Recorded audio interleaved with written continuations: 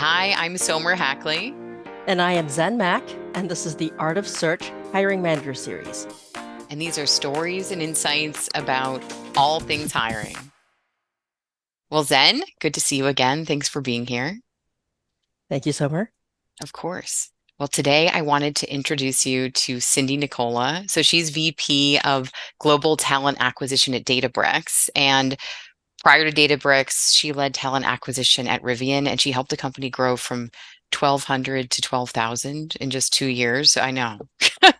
I know. It's awesome. And so when we first launched this podcast, I reached out to, I don't know if you know Diane Lai. She's amazing. She's a great leader. And she's known someone I've known for a long time. And her bar is so high, her eye for talent is so high. So of course I asked her, I'm like, hey, Diane, who do you recommend? Like, who are the best hiring leaders, TA professionals you know? And Cindy was one of the first people she thought of. And yeah, so I'm just so grateful Cindy's here today and we can ask her about how she does all the things that she does. So Cindy, thanks for being here. Thanks for joining us. Awesome. Thank you so much for having me, and thank Diane because she's pretty amazing herself. So Yes. yeah, it's a nice endorsement. Well, without further ado, I'll jump right in. As Summer was just chatting with me about what you do and who you are, she shared a process that seemed really like it's a really sophisticated process with executive search, where in the recruiting process, like maybe if you think about that executive search process, where do you see as the weakest link? Like, why do you think that is? And maybe what are some of the strategies that you can deploy to overcome them? Yeah, it's a great question. I mean, I guess there's a couple of big, maybe gaps or places where the search can go astray. And the most common in my experience is not investing enough time up front. A Mm, little bit of that ready, fire and then aim. And I always like to think of it as like you either have a triangle or an upside down triangle. And when you don't spend enough time up front, then it takes a lot longer down here. Whereas if you take that time up front, it can go a lot smoother. And so that's really probably the most common mistake. And it's really over the last several, I guess decades, it's where I've really focused and trying to teach leaders to understand both the art and the science behind making a good hiring decision. And so some of the things that I've done is just really build out in my mind like a very sort of end-to-end, rigorous process. And you've always got to see shades of gray. And recruiting is a team sport. But I try to set my team up where the folks that are doing at least leadership hiring are very experienced, someone mhm. that really has the skills to be talent advisors that can really influence a business leader and drive that process from end to end. And so for me, some of the things that would include, and probably the most important, is to really have a robust kickoff meeting. And you guys Mhm. search or you're familiar with search, people use that phrase all the time, but I don't actually know if the substance is always the right substance. And so I've really spent a lot of time in my career really trying to, perfect and evolve that. And so my kickoff meetings for a search now can be an hour long. I mean, you try Wow. to really do the roadmap for the entire search there. And I think a great search starts with an incredible scorecard. And when I say scorecard, I mean really honing in on the mission or purpose of the role, a good description of why we need the role, and a job profile, but not a 4-page job profile. 5 bullets are like, what are the 5 most important things this job is going to do or this person is Mhm. going to do? What are any, 3 to 5, no more technical skills that are absolutely essential to have? Are there any leadership or cultural attributes that are really key for this position to have? And that's it, like really, really buttoned up. And I think Mm, if you have the right search, then everything you do, or sorry, the right description, everything you do centers around that. In addition to doing that, I really work hard with the leaders to pick the assessment team at that time. So who are the interviewers? yeah. And I think about it as like, who are the board of directors for your search? Mm, Try to keep it very tight. Like I think there's this thing that the more senior the job is, the more people that they have to meet. And I yeah. actually don't believe that that more conversations leads to a better hiring decision. I think if you have a really tight panel and you're thinking about those people that are going to help you make a good decision, it can be a much smaller panel. And if you need more eyes or more exposure on the candidate, then do a technical presentation or a panel presentation, invite more people to participate, or set them up as chats. Maybe Mm, you want them to meet their direct reports, but if the direct report doesn't really have a vote, then maybe it's just some chats, but let's structure it the right way. And I really try to teach people to think about it as who has the ability to go on this fact-finding mission to hmm. probe the candidate to see if they have the skills and the attributes to do this job in the context of this company. As you know, a lot of people probably don't really know how to interview, and Yeah. so I really try to help the business leader define that up front. And so once we've identified the panel, then it's identifying really intentionally who's good at what. Because somebody that could be Mhm. really good assessing the technical skills may not be as good at some of the soft skills assessments. So picking like the person and their role. And then I think making sure that the interview panel is also prepped. And so I don't always do that as part of the kickoff, but what I do is sort of set the intention that once we have viable candidates that we're ready to put into the process, that ideally you have the leader host a meeting and all the interviews Mm, are there and you share the job, you share the areas of focus. Time and time zones and things can make that tricky. So I've also learned how to write a really good template where the leader could send out a very, detailed email.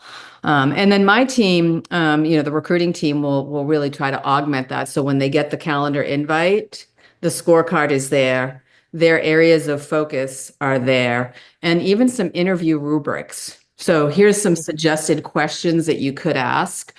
And I've started to take this a step further. I'm actually working on building it now at this company, but in prior companies where you actually can give sample answers. hmm. A lot of people just look at a set of questions and ask them, but I'm not sure that they really know how to evaluate the quality of the answer. So we're also investing in trying to teach interviewers what they want to hear in the answers. And if they're not hearing these things, how can they drill down and kind of go beyond the questions? And that takes time. But I just really want to teach people to really know what they're listening for. And I don't know that that comes naturally to everybody. And then I guess the last piece that I would make a point on is just the importance of documenting feedback. Because gone are the days where if I'm leading a search, will accept hire her now or pass. I actually want the leader to give Yeah. me, or the interviewer, sorry, to give me specific data around why they're saying yes or why they're saying no for this candidate. And I'll accept a maybe, as long as there's reasons of like, what do they want to probe further? So often I'll say, if you're not sure, what are some of the things that you would want us to go deeper on? And then maybe you add an additional discussion.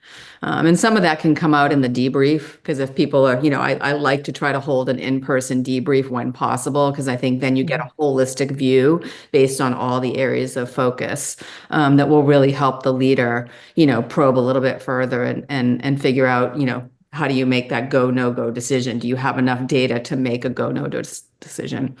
And, to me, if you're in doubt, then there is no doubt.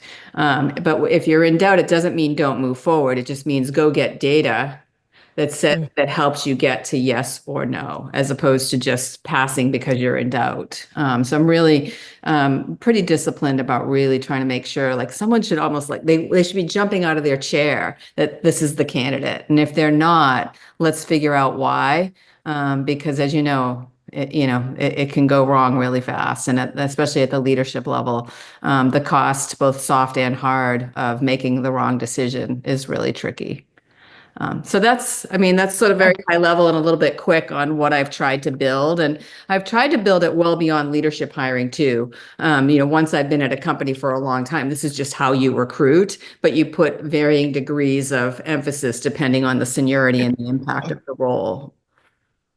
I couldn't agree with you more. I think you've made so many good points, but the thing that sticks out most is this concept of discipline.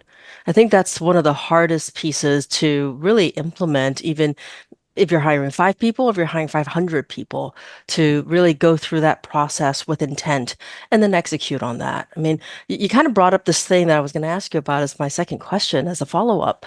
It's just when you sit down with a hiring leader, preparing them for the interview, and setting up questions for the interview panel or other folks within the interview cycle to ask, how do you disseminate what that outstanding answer should be? Because we all know everyone has a different gauge, right? Please interview this person, tell them that they're any good. That doesn't tell you anything. So it's more of a, how do you teach others what an outstanding question looks like and what a really, really thoughtful and complete answer should be versus one that's just kind of okay? Because the gray matter is where the candidate doesn't care. They actually know it, but they just aren't giving you much. And then you got the opposite side, which is the candidate cares so much that they throw everything at you, hoping something sticks, but it really is a weak answer, right? How do you help somebody kind of think through those things? Yeah, I think there's like, a few methods. I mean, the first thing is really trying to build out those rubrics and actually have like an answer that feels like this is probably not very good, one that feels like this is pretty good. And maybe you should probe these things further. And an outstanding answer is this, so if you think about what makes a great leader, or does someone have the ability to build great teams? What are the things you want to hear someone say when they're talking about leadership and really spelling out what great looks like. And if the answer falls short of that, doesn't mean we don't hire the person, but maybe it's opportunity to probe more. So we try to, I don't like giving someone just a list of questions because Yeah. it's exactly what you're describing. So we try to create rubrics and then even playbooks where there's some examples of, great questions. The second is training. Like Mm. even with my own team, I will pick really good interviewers and we'll do role plays and my whole team can watch, so we do sort of like Oh. interview trainings where there's role plays. And so then recruiters can kind of start to feel, or see what good looks like, Hmm. really incorporate that. And then I do a lot of train the trainers where my team is training the business. And so rather than sending, the business to something that like a learning and development team, a big part of my job is to teach interviewers how to interview. And I think it Mm. best when you're working with teams that are hiring often, because a lot of people have gone through interview training and then they don't use it. And Yeah. so if we can do, and I don't mean like all day 8-hour trainings. I mean like, 90-minute little boot camps on how to do this. Uh, Yeah. and I think it really makes a difference because they can see what good looks like. And the thing that we're talking about doing now, and I haven't done this before, but I think with technology, and with people being a little bit more comfortable on camera and things, we're talking about maybe certifying some interviewers, Mm. like I might be a new interviewer and Zen, you might be a really experienced interviewer. So you sit in, with me Oh. and watch me and then give me coaching. Because a lot of candidates are used to interviewing now 2-on-1 or in a panel situation where I think as long as you get their permission, it wouldn't seem invasive. Because Mm. there's nothing better than seeing Yeah. getting that feedback. So there's a number of techniques, but it's training and you use the word discipline. I mean, it's the same with this process, right? You have to be Yeah. disciplined and you have to try not to cut corners, because I really believe it saves time in the end if you put this investment up front. Yeah. I also love how you said ready, fire, and then aim because it really is the discipline to not fire and aim first. So it all kind of feeds together. Well, I had a third question, but I think you alluded to it already because the third question that I really wanted to drill into was the how do you replicate quality interviews with your team and other people? Because I mean, you manage all of global recruiting, so I imagine it's not just you at the front lines, but then there's you, and then there's people at the different locations that are interviewing, and there's cultural nuances and all those pieces. So how do you replicate that other than it sounds like you're doing discipline, you're doing training, you're certifying interviewers. Is there any other nuggets that you can share that our listeners could benefit from? Yeah, I mean, I think most good recruiting organizations have a recruiting operations team, just like sales would have sales operations. And there is something around just process optimization and operational excellence that really comes into play when you want to do this at scale, right? It's easy for me as an individual who does leadership search that this is just how I do things, but how do I bring teams of 200 or 300 recruiters and hiring managers in the thousands on the same journey? So Hmm. if anyone, like I'm just 3 months in at Databricks, business is not, embedded fully. I'm very lucky where I am because our founders are super passionate about recruiting and they get really involved. So I've got a lot of good stuff to work with. But I'm working on right now, how do I operationalize this across, 26 countries and a big global team to make sure that we have a consistent experience that delivers the high quality. And I think it's communicate, communicate, communicate, train, train, train, use technology wherever is possible. We're lucky to have, some systems that really allow us to embed the scorecards and make it pretty easy. And then the biggest thing is measuring and auditing. So I put some things in place, at least for our leadership hiring, just really effective over the last couple of weeks where, somebody on my team has to review a scorecard before it gets submitted to approval so that we can really teach managers like, you know what, this feedback isn't actually good enough. We want you to rewrite it before we submit the scorecard. And it's not meant to be policing in any way. It's just meant to be teaching and meant Yeah. to build confidence in, our executive team that we are taking the right steps to make good quality hires, because we have a very, very high bar here. So it's all about discipline and repetition. And, it would be fun to talk to you guys in 6 months or a year and see how far on the journey I am here, but super excited about the opportunity to do it, especially at a company that's as passionate about talent as we are. We should put that on the calendar. Sorry, Somer. Yeah, we Let's do should. it. Let's do We it. should have the 6 Come month back and follow-up. audit me. Go for it. Yeah, no, I was writing down so many different things as you were speaking, and I loved that visual in the beginning of the triangle of just where you're going to spend your time and when. And I just think it's so true. And then the board of directors around the hire and just rallying the right people. And I think just the biggest takeaway, for me is that interviewing is a skill. It's a skill to be honed, and it's not something just to show up. And just because you're a hiring leader, you're not inherently necessarily really good at it. And I love that it's this craft that there is actually a process and methodology that you can teach and refine. And it's not even just the interview, because I really think that uh, people are more so now assigning core competencies, maybe even giving those sample questions, but I haven't heard about giving sample answers. And I think that's really great. And, and for me, I was just reflecting on my own processes and like, how do I know what a good answer is? And it's just the reps, but it should be more than that, right? I love that you're arming everyone with everything. So yeah, it's super cool. It's really insightful. So thank you for sharing all of that. Of course, thanks for asking. It's fun. Yeah, absolutely. Well, Cindy, thank you for being here today and chatting with us today. We really appreciate it. Thank you so much.